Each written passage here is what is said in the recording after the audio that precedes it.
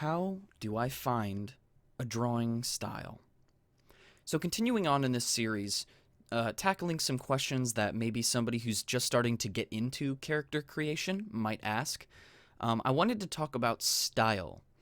And during this video, you're going to be seeing me redraw a character that I haven't drawn in a long time.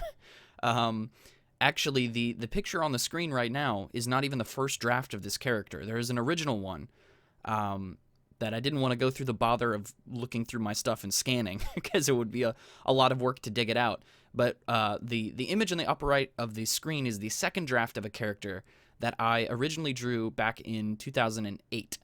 And so what I'm going to be doing for this video is looking at some of the aspects of the character and sort of reimagining this character in my current style.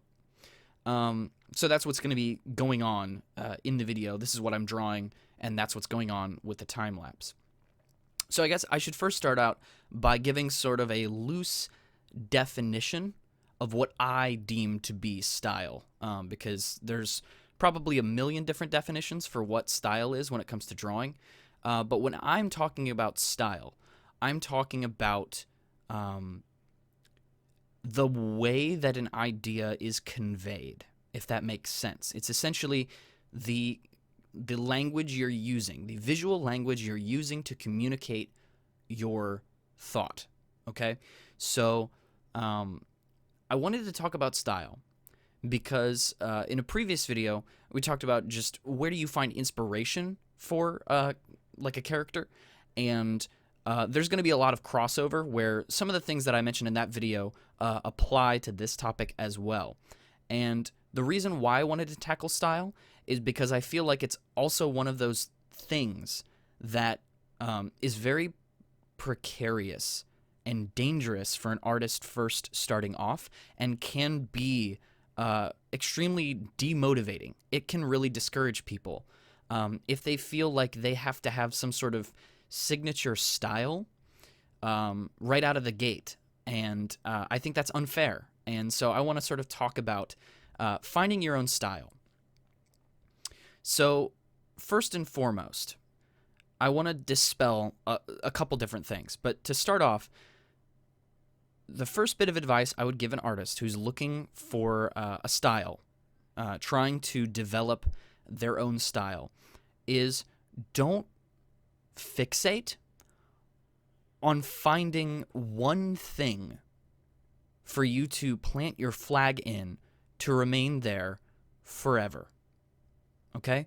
Because in my own personal experience, I have had to use so many different styles entirely based on what I was doing.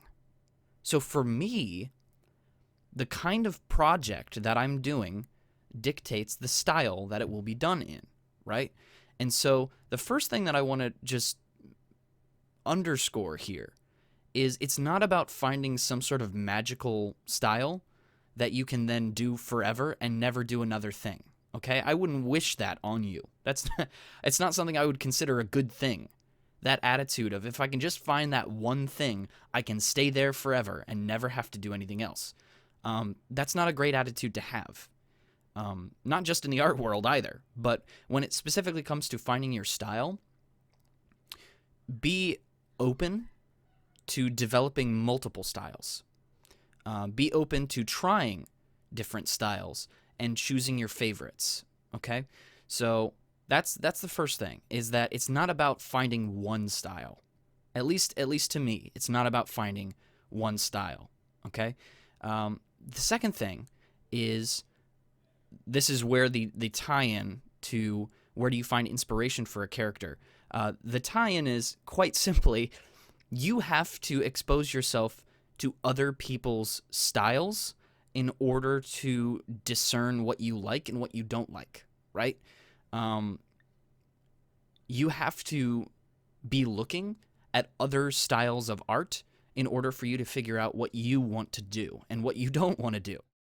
Something that sort of naturally happens, if you look at the character that's in the upper right of the screen right now, this character K.O.T.D.T, who's like an alien, but there's like lava and fire theming, and then he's got a trident. There's a lot going on with this character. But the fact is, for a period of time, practically all of my drawings looked like that drawing. And that was a style that I was drawing in, all right? So, like, a lot of characters during that period of time came out looking very similar because that was the style that I was drawing in.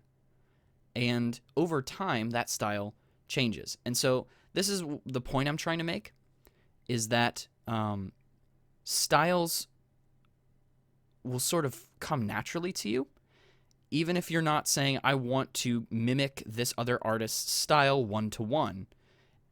What's going to naturally happen is that as you grow in your art, you're going to learn things from different artists that you like. You're going to find some cool tip, or you're going to find a certain material that an artist recommends. And over the course of time, with the implementation of little bits and pieces of information from all these artists, what's naturally going to happen is that you will develop your own artistic voice. And it's really a matter of time, and it's a matter of dedication. And so if you devote time to drawing, if you devote time to looking at the art that other people are making, what is naturally going to happen is that you will develop a style all your own that is going to be a mixture of a lot of different things, right?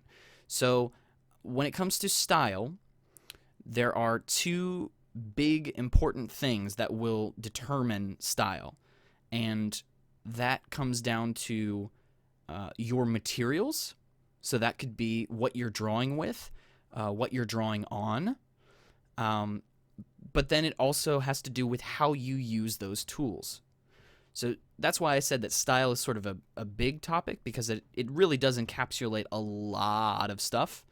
So if I was to give an example, when it comes to style, there are artists that I follow on Instagram who use like a pen that has a wedge shape at the end. And that means based on how they're holding it, you will get different line qualities.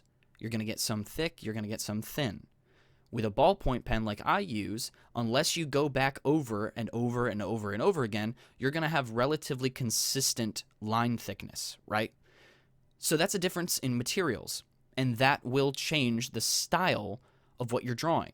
So not only can your style be the end result of a bunch of little tips and tricks that you've picked up over the years from different artists, maybe from different genres of drawing too, but then also, how are you using the materials you're working with?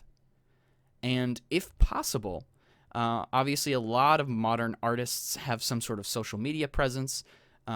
If you're lucky, you might be able to find some sort of post or something written down where they talk about the kinds of materials that they use. So this could be their pens, their pencils, what paper they use. And this is, talking about character creation, but in general, for all forms of art. Like, it might be a specific kind of watercolor or a Copic marker. It could be any number of things. If you can find what materials they use, and if they're, I would say, within reason, if they're not like stupid expensive, maybe go out and buy that material, or maybe you can find a cheaper form of what they're using. Because if you want to find a style, you have to practice different styles, right? It's not about finding one thing and jumping to that thing and only ever doing that one style. It's about trying different things. So as we wrap up this drawing, it's still very much in time-lapse, I want to leave you with some encouragement here, and I want to just encourage you to be gentle with yourself when it comes to finding a style, okay? I remember I would get like a book that showed the artists who drew like original DC animated stuff, and then for a period of time, all of my characters looked very much like that. I watched Batman Brave and the Bold growing up. For a season of time, all of my characters very much looked like characters right out of Batman Brave and the Bold. Like, their outlines looked very similar. I would make templates. When I would find something that I liked, I would draw that thing over and over and over and over and over again. And eventually over time, I'd branch out, but I would keep the things from that style that I liked or that worked for me.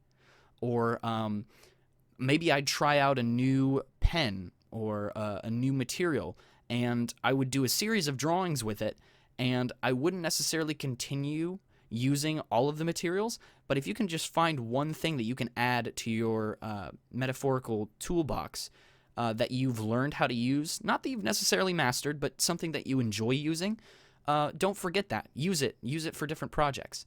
Ultimately, when it comes to style, I can't tell you what your style is going to be. And I think that's actually the beautiful part about it, is you have to get down into the trenches, draw some stuff, and over the course of time, you will develop your own unique voice, your own unique style.